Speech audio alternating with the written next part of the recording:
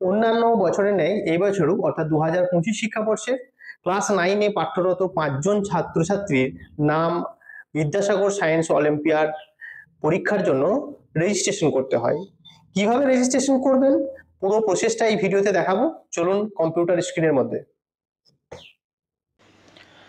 আপনি আপনার কম্পিউটারে যে কোনো একটি ব্রাউজার ওপেন করবেন। ওপেন করলে এই ধরনের ইন্টারফেস আসবে। এবার সার্চ বক্সের মধ্যে লিখবেন VSO অর্থাৎ বিদ্যাসাগর সায়েন্স অলিম্পিয়াড লিখে সার্চ করবেন। এই ধরনের একটি ইন্টারফেস আসবে। প্রথম যে লিঙ্কটা দেখতে পাবেন সেই লিঙ্কের মধ্যে ক্লিক করবেন। ক্লিক করলে দেবেন এই ধরনের একটি ইন্টারফেস আসবে। পেজটি একটু উপর দিকে স্ক্রল করবেন। এখানে দেখুন একটা অপশন দেখতে পাচ্ছেন, click here two registration for school wise application HM, AHM এবং TIC ইত্যাদি। এবারে এখানে ক্লিক করবেন। দেখবেন এই ধরনের একটি ইন্টারফেস আসবে।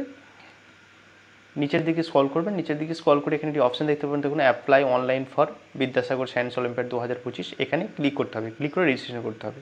করার আগে আপনাকে একটি কাজ করতে হবে। রেকমেন্ডেশন লেটারে আপনাকে ম্যানুয়ালি 5টা স্টুডেন্টের নাম আপনাকে ফিল আপ করতে হবে।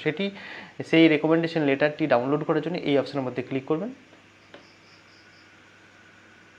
ক্লিক করে দেবেন এই রেকমেন্ডেশন লেটারটি এখানে দেবেন, ডাউনলোড হয়ে যাবে। এটি আপনার স্কুলের যে লেটার হেড সেই লেটার হেডে প্রিন্ট করবেন এখানে। এরপর এখানে প্রত্যেকটি স্টুডেন্টের নাম, guardian name, mobile number, marks of percentage এবং সিগনেচার করাবেন। এইভাবে 5টা স্টুডেন্টের সিগনেচার করাবেন এবং এখানে TIC বা HM বা AHM এর এখানে সিল এবং সিগনেচার দিয়ে এটিকে PDF ফরম্যাটে এটিকে স্ক্যান করে রাখবেন।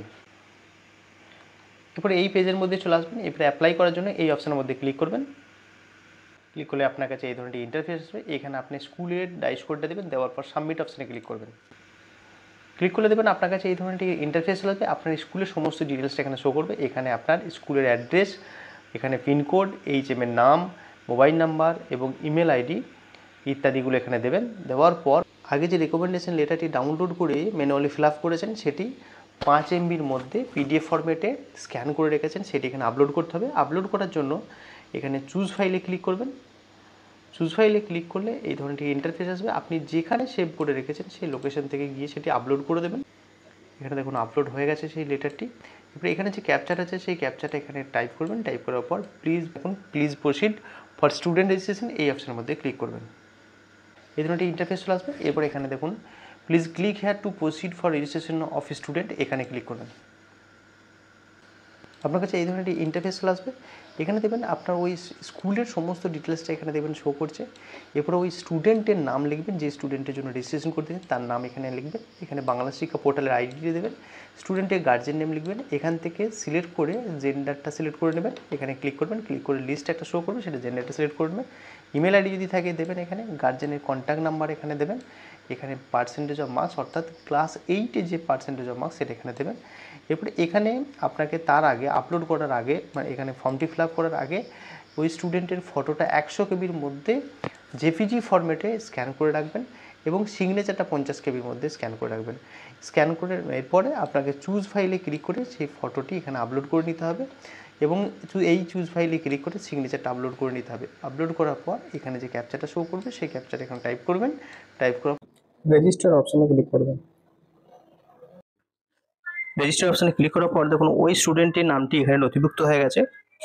এরপর নিচে উপরের দিকে দেখুন একটা ব্ল্যাঙ্ক অংশ হয়ে গেছে। আগের মতো স্টুডেন্টের সমস্ত ডিটেলসগুলো দেবেন। দেওয়ার পর রেজিস্টার অপশনে ক্লিক করবেন। ক্লিক করলে দেবেন এক এক করে সমস্ত স্টুডেন্টের নামগুলো দেবেন, নিচে অ্যাড হয়ে যাবে। এই প্রসেসে 5টি স্টুডেন্টকে রেজিস্টার করবেন। রেজিস্টার করার পর দেখবেন প্রত্যেকটা স্টুডেন্ট দেখবেন নিচেতে অ্যাড হয়ে যাবে বা এইভাবে দেখতে হবে। আশা করি বুঝতে পেরেছেন। আশা করছি ভিডিওটি দেখে সহজেই আপনারা রেজিস্ট্রেশন করতে পারবেন।